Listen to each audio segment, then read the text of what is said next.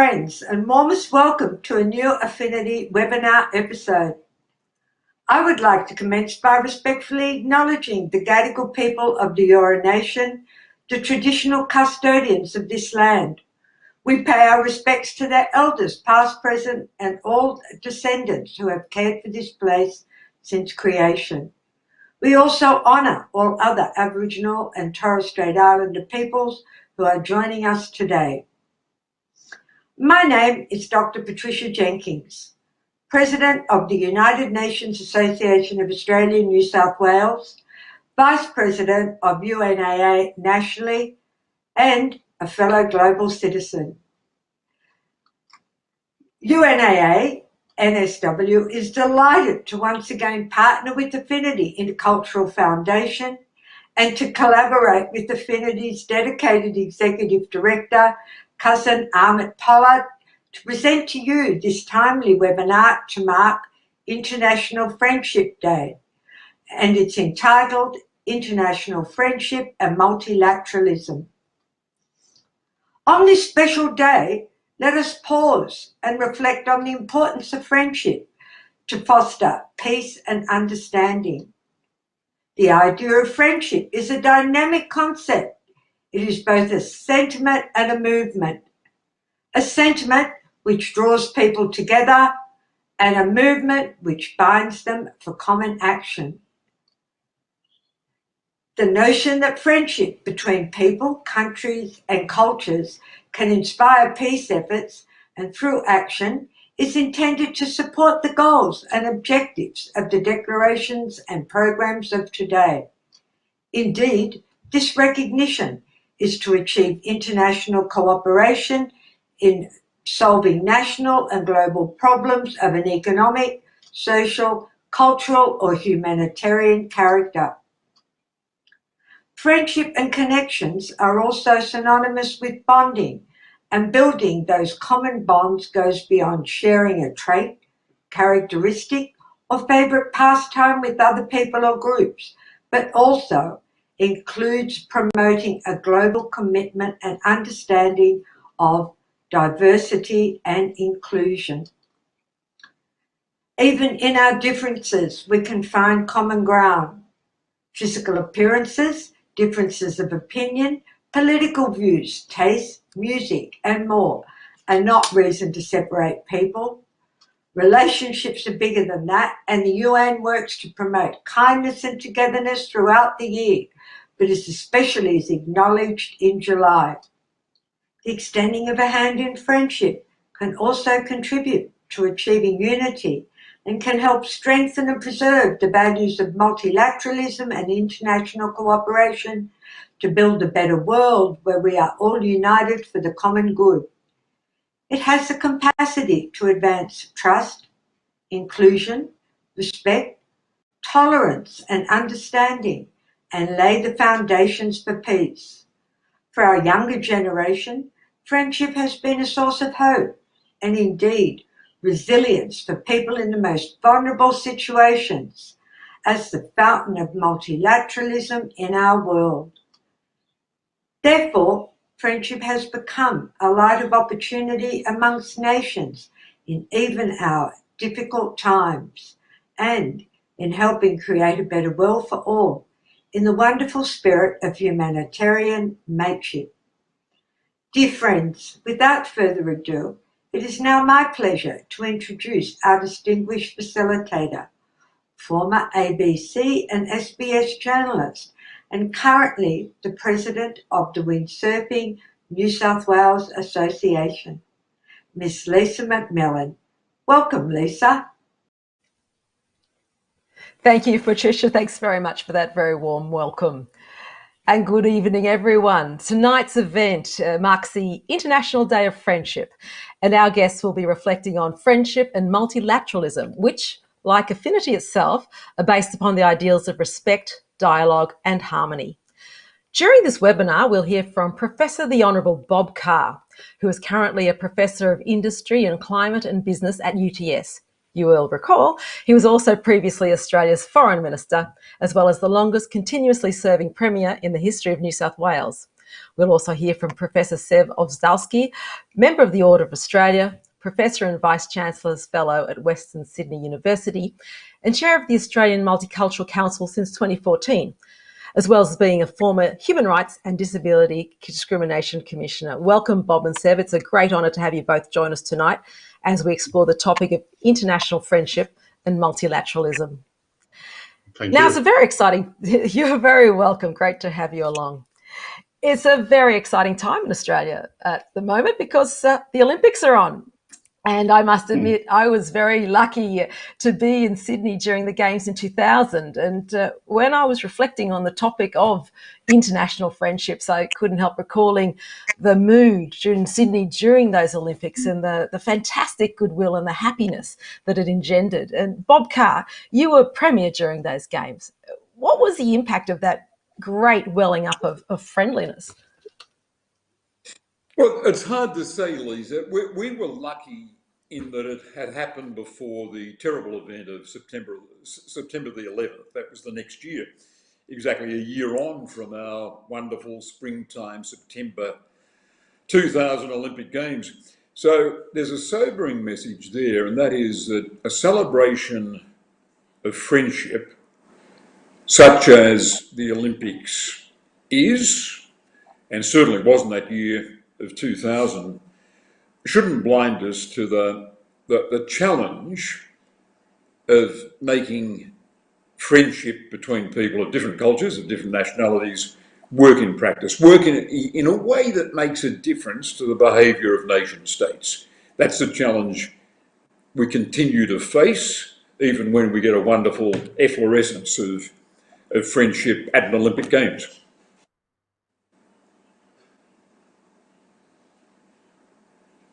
I can't hear you. Thanks, Seb. Getting away from myself, I've got the excitement of having you here. And I wanted to talk to you about how in 2011 the UN proclaimed the International Day of Friendship. And that was with the idea of friendship between peoples and countries and cultures that can inspire peace efforts and build bridges between communities. But can something as simple as friendship inspire peace? Very much so. And I think Australia is an extremely good example. It's a multicultural nation. It's a nation to which I moved from monocultural Poland. Poland was so different because we were only Polish there after Second World War. There were some small minorities, but basically coming to Australia, it was an eye-opener and was also a learner for me.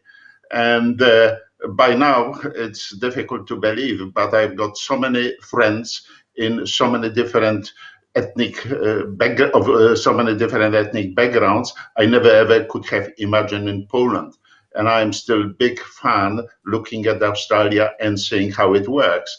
And going back to Olympics, you mentioned, and Bob spoke about it, I was just a visitor attending some of the Olympic plays. And I must say, it was just unbelievable how peaceful it was, how basically people were extending hands to each other, regardless of the political or other views. It was possibly a symbol of best what's in Australian multiculturalism. Yes, I agree. And even going back to, for me personally, the Brisbane Commonwealth Games, when that occurred in '82, which was the first time some of us in Brisbane, which was a bit monoculture back then, had met people from a really big range of different cultures. And that was a real eye-opener for that city. And I think a growth occurred at that very time just because of the holding of that event. So I just think sport is such an interesting element of the multilateralism that we have. But let's talk about other elements of it. Broadly, multilateralism is defined as when, or one of the definitions at least, is when at least three groups or governments work together on a particular issue. Whereas, friendship is something stronger than an association. It's a state of mutual trust and support. So I want to ask each of you, Bob, if you could please start what the relationship is between international friendship and multiculturalism. Multilateralism, sorry. Yeah. Well, I think I think we can rank the multilateral frameworks in which we operate. At the very top of the list is the United Nations, of course, and decisions of the UN Security Council are by definition international law. One can express disaffection with the way the UN works, but the alternative to the UN is chaos. If it didn't exist, we'd have to invent it. Some nations see the UN and its frameworks, especially the role of the Security Council in maintaining peace and security, as being the very essence of international order. And then you've got other multilateral structures, and very quickly, I'm thinking of Australia's perspective on the world, you'd have to say the World Trade Organization is very important. So are treaty commitments, like the Nuclear Non-Proliferation Treaty of 1970. To Australia, a middle power that doesn't seek nuclear weapons, that is an important part of the world order. So too is the UN Convention on the Law of the Sea. And so too, increasingly important in this decade, is the Paris Agreement on climate change. So it's possible to look at a world order comprised of a range of multilateral commitments. And critics would say the behaviour of nation states is still by definition what international relations is, and achieving a balance of power between nation states and not multilateral agreements is the way to get peace and security. Between those alternative views, a middle power like Australia seeks a world at peace because that is in our interests. I think Australia, for my part, should pride itself on its commitment to multilateral structures, and along with various treaty commitments, they should be the essence of the Australian perspective on a world order. Thanks, and Sev, if I could have your take on it. Yeah, I see multiculturalism very much as a grassroots movement in Australia, which found acknowledgement by the government and some rules imposed, but basically it's dealing of people with people of different backgrounds living together. Multilateralism, in my view, belongs to the governments. And yes, it's multiple countries, but it's also certain rules associated with it.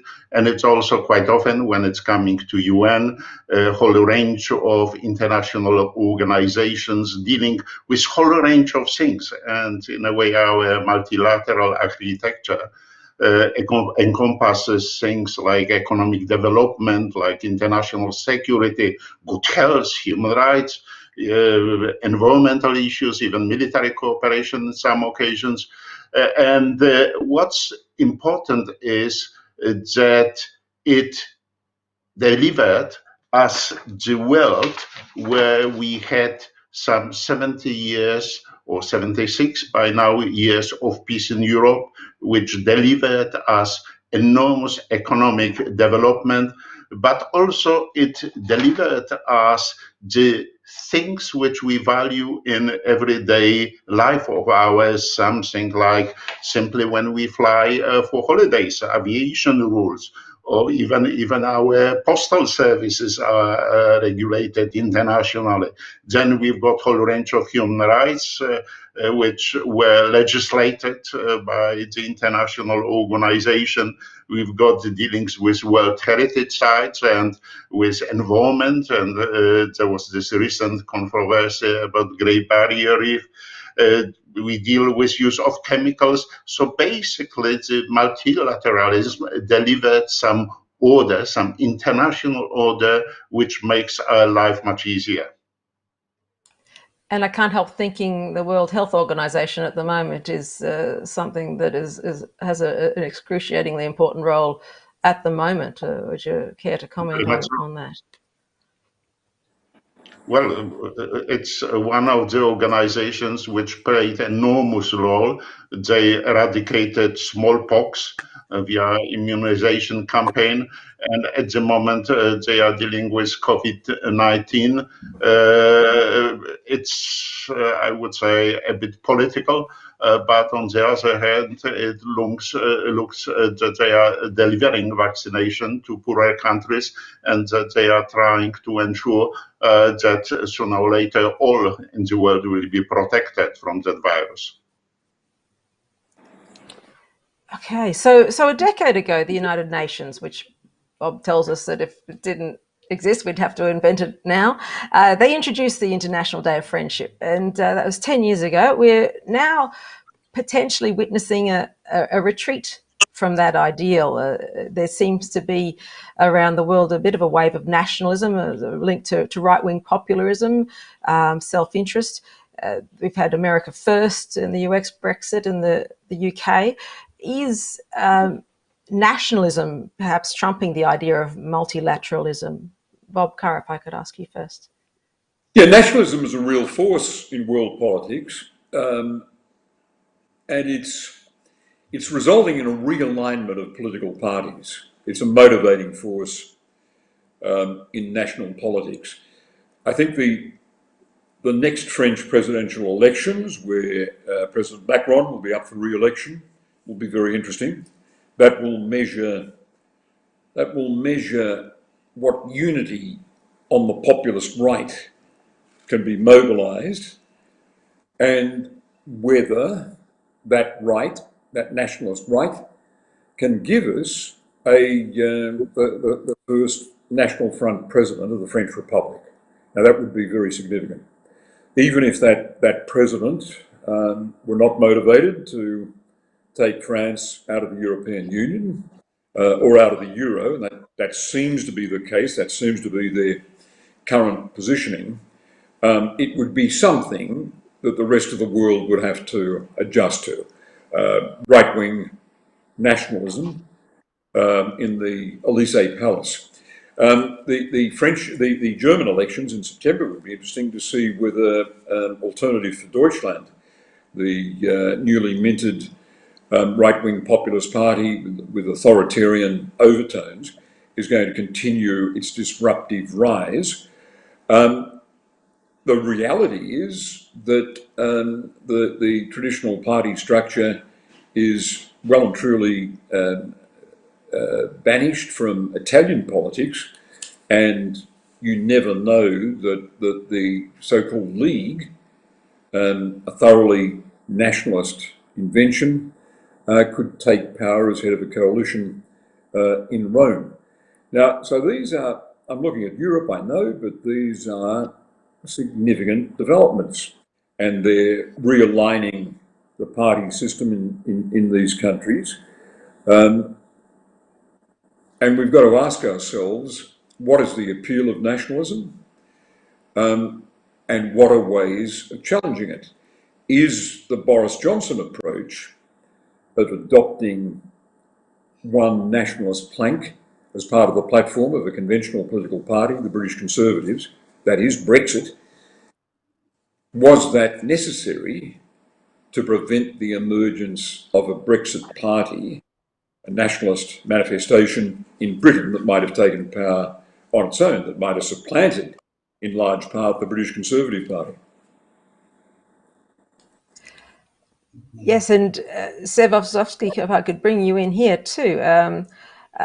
Do you share this view, and do you see this sort of view extending into Australia? I mean, we're all cheering for the Hockeyroos and the Matildas, but the more sinister side of the nationalism that we're seeing elsewhere, what is your view on that?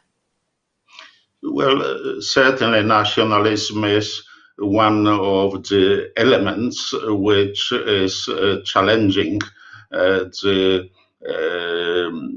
situation in the moment, and there is clearly a decline of multilateralism in current world. But when you look back, basically the multilateralism, as we know it, was established in 1945 by very much Americans who, after Second World War, it was based on liberal values. Then basically between 1945 and 89, we had a bipolar world where we had on one side Western democracies and on the other side Soviet Union. The rest didn't count that much. Then after the Soviet Union ceased to exist, we had unipolar configuration for about 10 years, I would say to 2000, about 8-9. And then situation changed and much more complex multipolarity emerged. And at the moment, we have three economically dominant poles. One is USA, second China, and of course, European Union.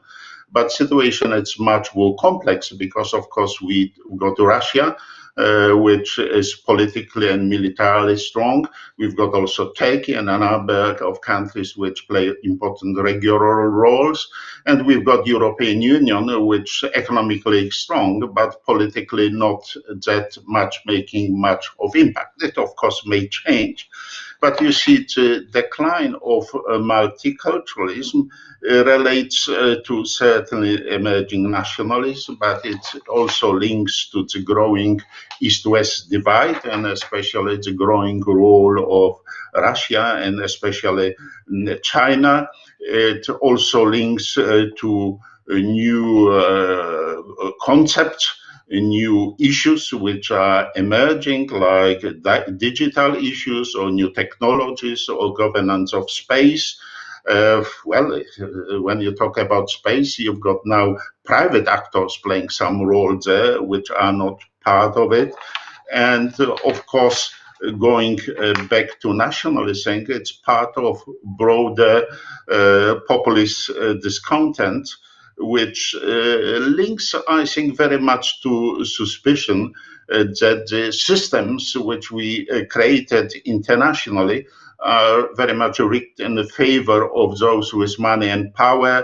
There is also a whole range of questioning of migration, of offshoring of jobs, of tax avoidance by a major multinational, also by emergence of dominant international businesses which are stronger and richer than the states. So there are also, when I look at Poland's discussions about trade-offs between national sovereignty and democratic legitimacy, and how does it link to European Union? So there is a whole range of issues which are new, which are challenging the Pax Americana established in 1945, which certainly will need to be addressed so we can maintain the world peace for another 76 years. So many issues there. Maybe if we could just start unpicking the challenge of China and Russia and how these regimes are renegotiating power, I suppose, and reworking the face of the world as it stands. Bob Carr, would you care to speak a bit about this? Yes, I think the West is still coming to terms with the implications after the collapse of the Soviet Union of challenging Russia by rolling NATO right up to the boundaries of the Russian Republic. That was profoundly destabilizing for a state that had gone from being an empire almost overnight to being an insecure nation state. Overnight, Russia lost Ukraine and all those Soviet republics. It managed to hang on to Tatarstan, but it lost an empire that had been accumulated over 300 years.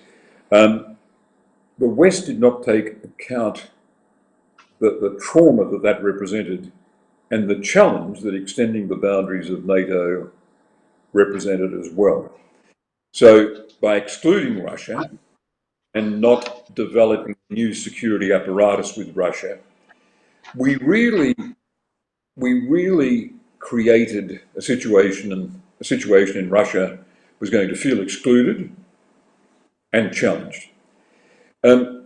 We face a danger of repeating the same mistake with the rise of China. The rise of China, we keep being told, is a challenge to the world order. Well, that's not that apparent if you look at China's behaviour in Central Asia, where the Shanghai Security Organization has been a medium for achieving international good in a region that might have been a conflict zone between Russia and China, for example, a source of instability. China has challenged nations in Southeast Asia by asserting maritime boundaries, and it's done so with very assertive behaviour. It's done so in response, of course, to Russia saying, to the United States saying, we're going to build up our naval strength in the Indian Pacific region, allocating 2/3 of our naval strength to those waters.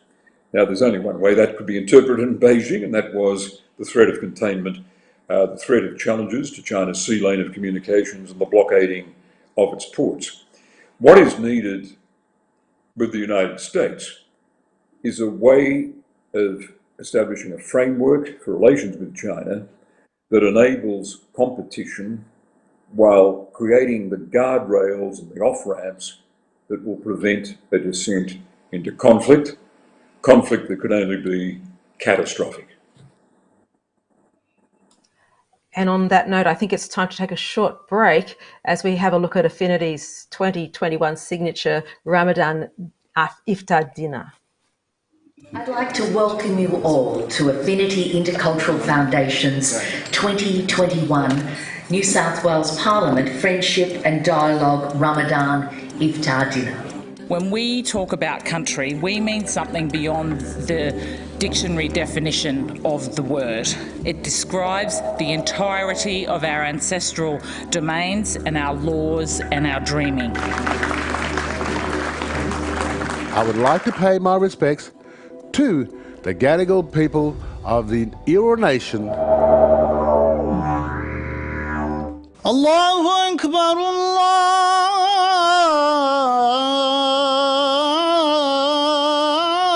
Akbar. Thank you. It's fantastic to be here.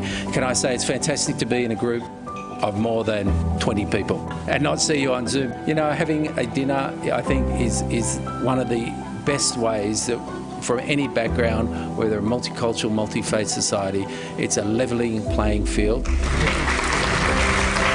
But also to acknowledge the wonderful work of Affinity and what Affinity has been able to achieve in this past year. And I'm very honoured and privileged to be your co-host. Thank you once again and have a great evening. This is an Ebru, a traditional Turkish art. It's formed by sprinkling natural paints over a basin of water, and it received the name Ebru, meaning cloud, to describe the cloud-like image that formed after the paint was sprinkled over the water.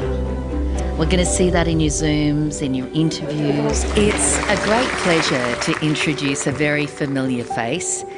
In fact, it's hard to fathom how many cousins he has. I would like to call tonight's dinner the Garden of Humanity. The Garden of Humanity is inspired by a desire to celebrate the possibility and perhaps one day the reality of peaceful coexistence among all faiths and all cultures in society. I have 4 words that came to my mind while reflecting on tonight's iftar dinner: courage, vision, dedication, and optimism. من تدخل النار فقد أخزيته وما للظالمين من أنصار. And I've got to say, one of these beautiful iftar dinners was the final sort of splendid evening that my father ever had. He was 84 and he died 3 months after he went to an iftar dinner at Parliament House.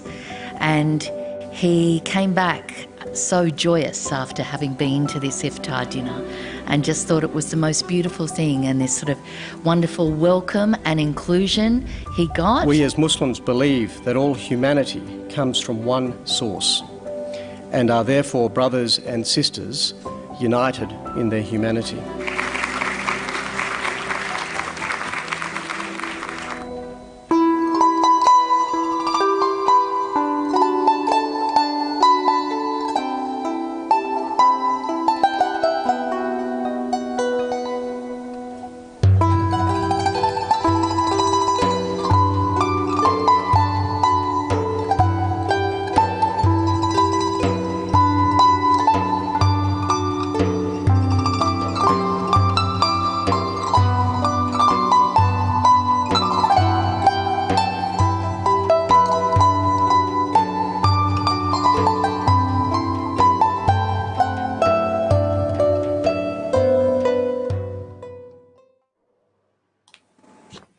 And some wonderful scenes from the iftar dinner that Affinity hosted, with lots of friendships going on there, I'm sure. Now, I woke up to a very familiar voice this morning, Julia Gillard, who's now the board chair of the Global Partnership for Education, was being interviewed by the BBC after the summit in London, which raised more than $5 billion for donors. Now, the Global Partnership for Education is a multi-stakeholder partnership that aims to strengthen education systems in developing countries and increasing the number of kids in schools, and especially in poorer nations. And that summit was underlying the key role of education in the fight to end poverty, prevent climate change and improve health outcomes, and highlighted the importance of putting education at the top of the international agenda as the world seeks to respond and recover from COVID-19. So if I could ask you, how important is multilateralism in this sense to our response to the global challenge we're facing at the moment, the global challenges? Professor Carr, I would like to offer slightly a different interpretation of some of the issues you mentioned. To start with, you said that Russia lost Ukraine. I personally believe that no nation is entitled to dominate any other nation. Soviet Union was a colonial state. The Baltic republics, Ukraine, other nations were clearly nations well-formed and independent. And the fact that Soviet Union lost control over this nation, I think it's a very welcome thing which happened. And it's totally unpredictable, as a matter of fact, development. When I was leaving Poland in '73, it was looking like that the Soviet system will exist for another 1,000 years. But have a look, 89, and it's finished. But I can understand that the Russians are upset by it, as British were upset when they decolonized, or French when lost Algeria. But coming to China, I think China at the moment wants to rewrite the multiculturalism, not multiculturalism, multilateralism. I think China wants to have multilateralism with Chinese characteristics, as I was witnessing when I was attending a range of human rights meetings, either in Geneva or New York or Bangkok, with Chinese. And there was always a challenge, especially to International Covenant on Civil and Political Rights. When you look at, for example, the Belt and Road Initiative, it's multilateral program, but it's based on individual contracts with some 60 different countries. So it looks more to me like multi-bilateralism rather than as multilateralism. When you mentioned also the issue of disputed waters of the South China Sea. And I would like to mention that there was the Hague Tribunal ruling in favor of Philippines, and China decided not to be obeyed of it. You mentioned the Shanghai Cooperation Organization.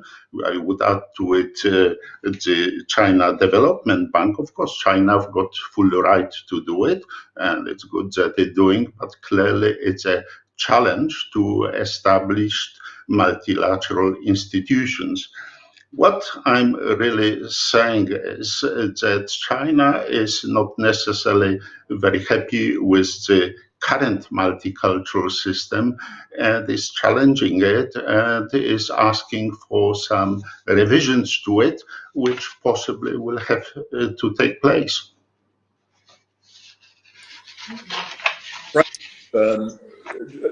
China accepted that the Asia Infrastructure Investment Bank would have international governance.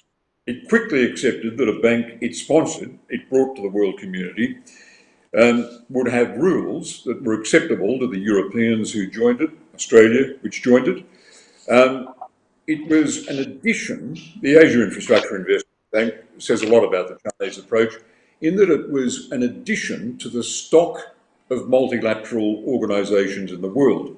So too is the Shanghai Cooperation Organisation. It's not China dumping, for example, the UN system.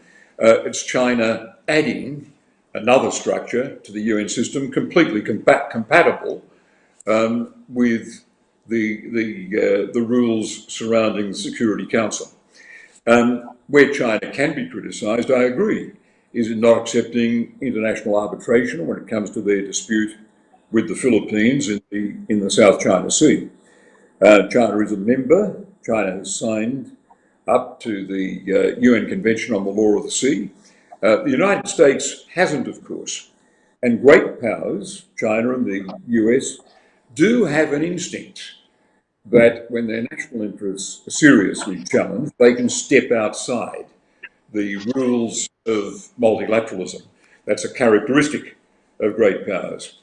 And that makes it all the more important for a country like Australia, a middle power, to assert with other middle powers the value of multilateral arrangements. Of course, I'm not suggesting for a moment that the aspiration of the Ukrainians for independence was wrong, but I am saying that the West in the early 90s needed to take into account the trauma for Russia of the loss of its empire. Sven is right, it was an empire, its relationship was a colonial relationship with, for example, Ukraine. But the loss of empire did create a capacity for Russia to lapse into nationalism. Western diplomacy, if it had been smarter, would have recruited Russia to build a new security relationship for Asia, for Europe, not simply an extension of NATO, which has retained its Cold War definition of being about a balancing power to Russia. A new European security order would have been a feat of the imagination. It would have embraced Russia and not excluded and antagonised Russia. Seb, do you have a response, or you? No, let's leave it at this. Okay. We establish our difference, I think. So we possibly would require much more time, which wouldn't be proper to do it tonight. Excellent.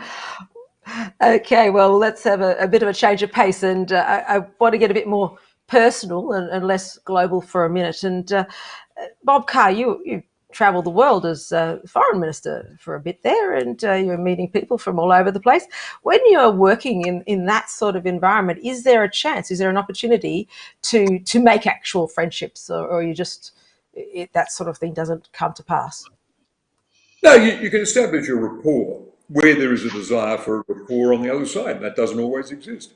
I'll give you an example among many, but I think with foreign ministers of Indonesia, Singapore, Malaysia, I was able to strike up a good rapport, and that gave us the opportunity of quickly consulting and testing ideas with one another. There's natural rapport with the nations of the Anglosphere, Canada and the United Kingdom, New Zealand, and the very real friendship, of course, with New Zealand. As foreign minister, even before I was sworn in, I went across to New Zealand for a weekend of consultation with their Prime Minister and their Foreign Minister. But there's a challenge there, because the relationship with English-speaking countries with a shared history in the British Empire and the Commonwealth of Nations is so easy. An Australian Foreign Minister, an Australian Prime Minister should challenge themselves to reach out, to work on building rapport with leaders of countries in a different cultural continuum, from a different civilizational strand. For example, looking to the north with Indonesia is one such example. Yeah, that remains a challenge. I had an excellent rapport with Marty Natalegawa, the Indonesian Foreign Minister. We've remained friends. We're in contact. Our wives are good friends. And Australian Prime Ministers have worked hard at good rapport with Indonesian presidents. But here's the challenge for Australia. Can we drive that deeper? Or are our societies, Australia and Indonesia, so fundamentally different that it's hard to point to evidence of serious friendship? That's something worth thinking about. I mean, the instincts of the Indonesian public are to look north, I think, to other relations in Southeast Asia and to Japan and China. Looking south doesn't really meet any deep concerns. They can take their security for granted, more or less, and Australia doesn't invest. Australian business does not invest in Asia. Australian diplomacy works very hard in Indonesia, but I think for both sides it is a challenge to widen that into something that can be spoken of as a deep friendship. Indeed, and Sev, you've also been able to have the opportunity to form friendships in your human rights roles travelling, but also coming from a different culture in the communist Poland. What value do you place on those international friendships, and how do they help? You see, I believe they are extremely important as long as they take place. I was working for Gareth Evans some time ago and established the Australia-Indonesia Institute. And we put plenty of work to establish, to ensure that there are closer contacts between our countries. When I was doing it, it was the time when Indonesian language, I think, was the second largest language taught in our schools. By now, Indonesian language disappeared from our schools. And the level of contacts with Indonesia between Australians and Indonesians is unfortunately limited. We prefer to go Thailand, we prefer to go somewhere else, but not necessarily to Indonesia, with exception of Bali. So I think we need to build to have more and better contacts. You see, our multicultural society doesn't work in vacuum. It works because we have contacts with our neighbors, because our kids go to the same schools, they meet each other, then we meet through barbecues, through parents' meetings, and so on. It's how we learn others, and it's how we learn peace in our suburbs, and how we built this Australian identity. So I agree with the fact that we need to do more to be friends with the countries, but when you look where Australians are going for a gap year, it would be mostly England or somewhere in Europe or US. They do not necessarily go to Asian countries. Perhaps it's for the government to put some initiatives that we have much more contacts with our neighbors. Maybe we need to return to a Colombo plan, but Colombo plan which in a form which ensures much larger exchanges of students both ways, trying to learn each other's culture, habits, religions, and forming lifelong friendships. You see, going back to my personal history, I still maintain some contacts with people in Poland. I still maintain some contact with people in Germany, where I spent 2 years as a refugee. And yes, I do have contacts across the world. And part of the international conferences on human rights education I initiated and organized, and there was 9 of them, everyone in different countries on all continents, was the idea that you need to grassroots, you need to try to build this common interest together in order for us to live together. With Indonesia, there's unfortunately one issue which possibly will create us some problems in the future, which is at the moment below the radars, and it's the issue of Western Papua. It's an issue which sooner or later will hit us, but we need to prepare, and we need to be clever how we'll handle it. Bob Carr, did you want to speak briefly on West Papua, or shall we go to our break, which I'm advised they're keen to take another break to look at Affinity's 2021 signature of Ramadan Iftar dinner? There is much to despair, and yet again, here we all are, different, yet together, with differing worldviews, but able to share a meal in peace. We all think about things differently. We challenge each other by bringing different worldviews. We did change one word of the national anthem, so at least now we are all one. I don't say any of these things with political overtone. I'm not talking about politics, I'm talking about people. We cannot let humanity become politicised. We will never ever all be the same, and isn't that a wonderful thing? We will all take a little something that is different when we leave the room tonight. I give thanks that each of us this evening will take what we have shared together and share it with others, from in here to out there. Continued for my 20 years is that I'm always hopeful, because in my work I see sometimes the worst of humanity, but I certainly see the best of humanity. And tonight we see that reflected amongst everybody here. I've attended at their invitation on a number of previous iftar dinners. They are a great opportunity to celebrate Ramadan and the cultural inclusivity fostered by Affinity.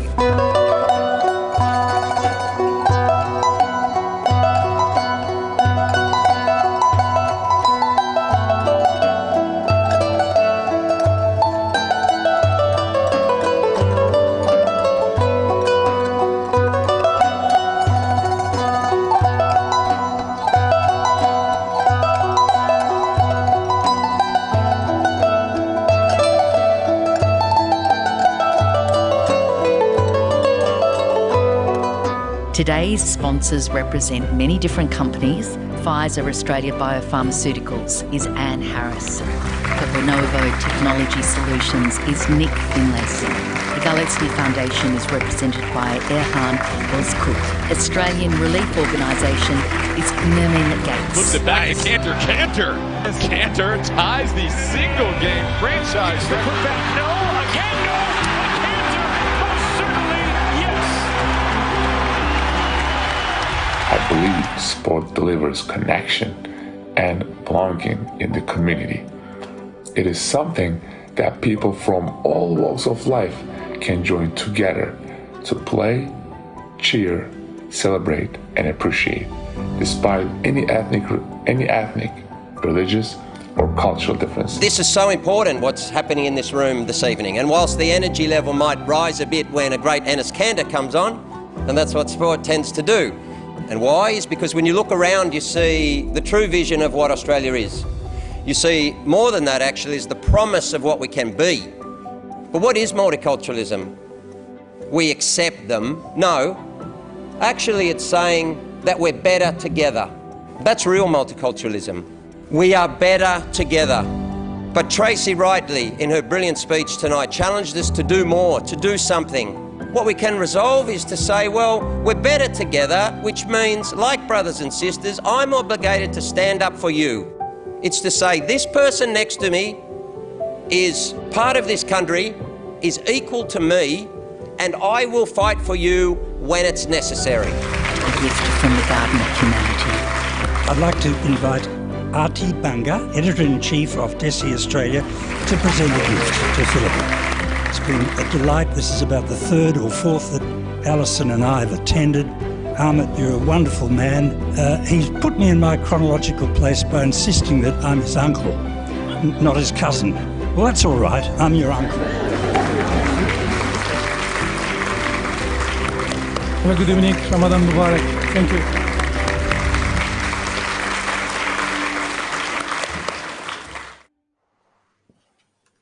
And better together, great words there from Craig Foster.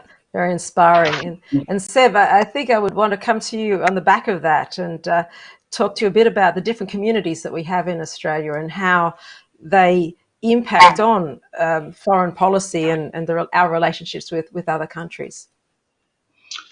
They impact to a significant, I think, extent, and possibly Bob was on the receiving end and could say a bit more about it. But at least when I came to Australia, I was told, leave your Polish baggage behind, don't bring it to Australia. And I took it seriously and didn't do much, except for the moment that they started punishing my family for the fact that I escaped from Poland. But then, of course, the solidarity movement came in. And I knew quite much about it because I was asked by Polish authority to do sociological research in 1973 about the riots in coastal city in 1970.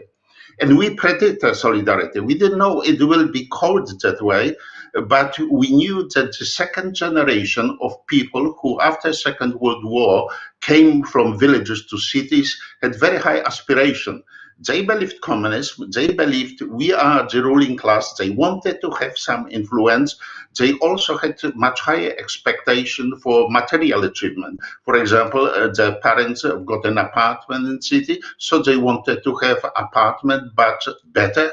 And of course, they had to wait at that stage 16, 17 years before they could get an apartment. They also wanted to influence on the shop floors because they already been educated in trades when their parents were not.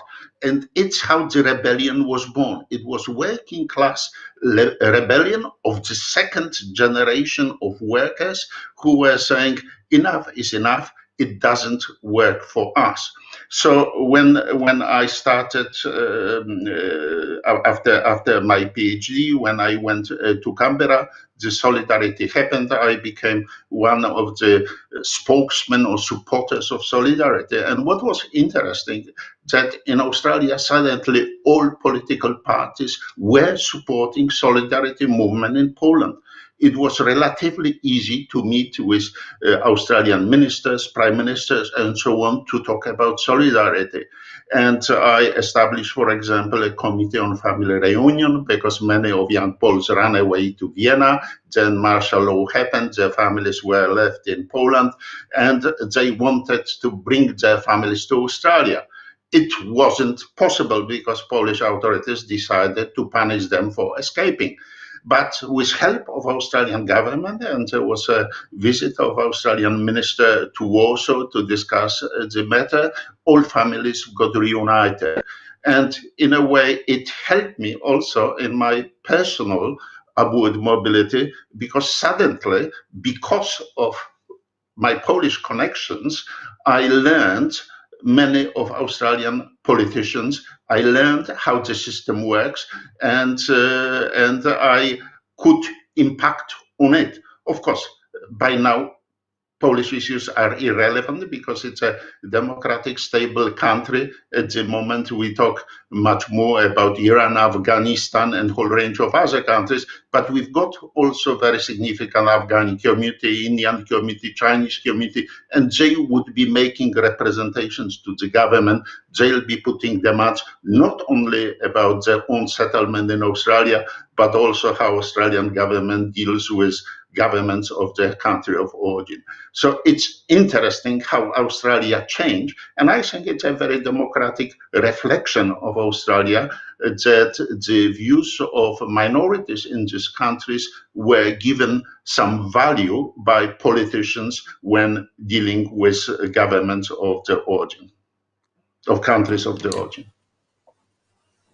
Bob Carr, do you have a comment on those reflections I'll just say very briefly, Lisa, that my generation were thrilled by what happened in Poland in 1980 and what came to happen, the re-emergence of an independent Polish nation, and a significant Polish community in Australia during the Cold War years kept alive the idea of an independent Poland.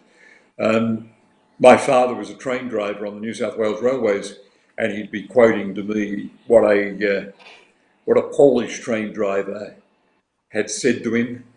And I remember even it must have been the late 70s or the early 80s, maybe the mid 80s, I actually visited the Polish government in exile in Belgrave Square, London.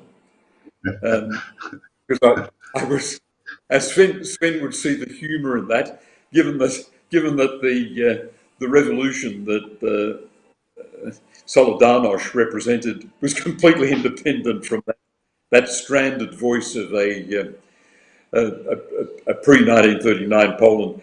But the story of Poland's re-emergence was a thrilling one, and a story written by the Polish people and their suffering and their bravery. If I could add, I must say I was going from time to London from Poland, and I saw very much in the light you see a bit comical the Polish government in London. It had so little relevance to me living in communist. But what was interesting, after Poland regained independence, the Polish president invited the president in exile from London to bring the insignia of president back to Poland. So it's kind of a historical continuity, despite that sometimes it didn't look right. Great reflections, and thank you. And again, it gets into personal relationships and the friendships that are intertwined with all of this serious business of international relations. Bob Carr, you mentioned before common values and common language making it easier to make international friendships. I just wanted to look a bit to the US and ask you if you felt or how significant you feel the election of Joe Biden is to a potential shift in values within international relations. Well, enormous goodwill is felt towards Biden, especially after the Trump years. But I've got to say the divisions in the US are really paralleled only by America in the pre-Civil War decade. You've now got, I thought today, listening on radio, that the mandate to wear masks, something required to prevent the spread of the pandemic, has become a party political issue. Americans do not talk to one another. The majority of people who voted Republican believe the election was in fact stolen. Now, this is like a motherload of poison in American life. If you believe an election had been stolen, you've got no faith in your country's democratic framework. And you've had in nearly 30 states now laws being passed that give state officials the right to overturn an election result in 2024. I think looking at a bitterly contested presidential election 3 years off, you're looking at a fundamental threat. For the first time, serious commentators are talking about American fascism, about a fascism planted in American life. The whole political system that Americans constructed in the 1787 Constitution is a barrier to effective action when required. You've got deadlock and extreme partisanship. And I think the world suffers. America is no longer the shining city on the hill. America is no longer the natural leader. Once you've surrendered the wreath, the laurel wreath of world leadership, it's very hard to reclaim that crown. Sev, a comment on that? Yeah, I fully agree, and I really hope that similar situation never ever would happen in Australia, that our electoral commission would never allow for any doubts to emerge after the election. But I think coming back to multilateral stuff with Trump's departure, the debate between going it alone versus working with others has ended. And I think the new debate is starting about alternative forms of multilateralism. And I think it's the area where we need, as this middle power, pay some interest to it, because this multilateral architecture needs to be dealt with new reality of this multipolar world. It's no longer as it was two parties, bipolar or one polar. It's much more complex, and we, I think, very much should work to be part of this area to redefine the multilateral system. We need to look what works. We need to look what doesn't work any longer, and we need to extend the scope of multilateralism to new areas. And I really hope that Australia will take that challenge and will mark its intellectual impact on the way how we frame the multilateral international relations for the future. Bob Carr, do you want to make a final comment on that before we wrap up?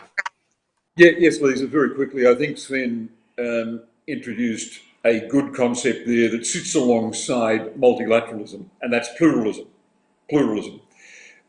Richard Nixon, for all his faults, did say that America should behave in the world as if it were a pluralist power structure.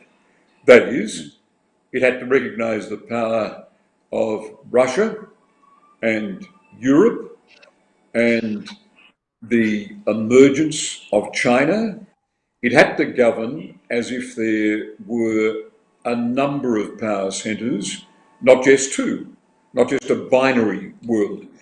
And I think there's a lot of wisdom in that. And if America accepts pluralism, that the world order lies through working with a number of of competing but cooperative centres, then it's going to be a wiser power than it would be otherwise. The great danger for America is that when its decline is becoming manifest, it will seek to make everything a contest about maintaining dominance, leadership, or preeminence.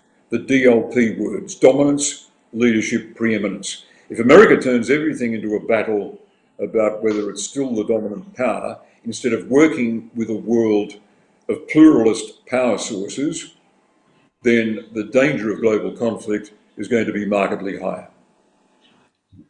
I want to thank you both. It's been fascinating. Thank you so much for your time. But to conclude, I'd like to call upon Richard Bronovsky, the former Australian public servant and diplomat and Affinity's valuable advisory board member, to present the closing remarks. Thank you, Lisa. Today is the International Day of Friendship and Multilateralism, and Ban Ki-moon has emphasised the importance of this. Tonight's discussion has been extremely interesting against a huge amount of international tension, including things like the US-China relationship, what's going on in Afghanistan, civil wars in Africa, what's happening in Myanmar and Thailand, and on the Korean Peninsula. We have a situation where personal relations are more important than ever. Bob Carr mentioned the international structure, which needs to be respected: United Nations, international law, the WTO, treaty commitments in the Nuclear Non-Proliferation Treaty, the UN Convention on the Law of the Sea, and there are many others. He also correctly talked about the Chinese-initiated International Bank, which obeys all those rules. And yet we have a situation, and I come to my second point, which is the rise of nationalism, the skepticism that's developing among many governments of this world about multilateralism, multiculturalism as well. And this is a tension that has to be resolved, and I'm not quite sure how it will be done. But it's been a very valuable discussion tonight. Sev, you've made some extremely important points about multiculturalism, which I share entirely. Australia has many attributes. One of them is that we do tend to see ourselves as a successful multicultural society, and I think we are, despite a number of naysayers. Unfortunately, we do have a government that tends to think about national interests, and I think in particular of global warming and the aspects of pressure within the government, and I must say in the opposition too, that seem to degrade and put down that kind of international cooperation that we need. Nevertheless, the third point I want to make is the Olympics. What a great celebration that is. I was in Korea during the 1988 Olympics, and I saw the Australian women's hockey team beat the Koreans. I was in the presidential box at the time, and I said to my wife, if we win a goal, don't say anything. We won the first goal, and I went, hooray! And the president wasn't really happy about that, but never mind. So I just want to say thank you to everyone who's been involved in this. I sincerely thank Affinity and the United Nations Association of Australia, as well as the distinguished speakers, Zev and Bob, for convening today's event. And thank you, Lissa, for generously facilitating, and Patricia for your warm welcome. You're very much an international idealist. I'd like to say that Affinity and UNAA New South Wales are also important foundations to sustain, maintain and practice peace. The multiculturalism and multinationalism are the things that we should aim at. So thank you, everyone, and thank you for Amit for your support and what you do for this organisation. It's well worth being a member of it. Thank you very much. Thank you. Thank you all. Thank you all.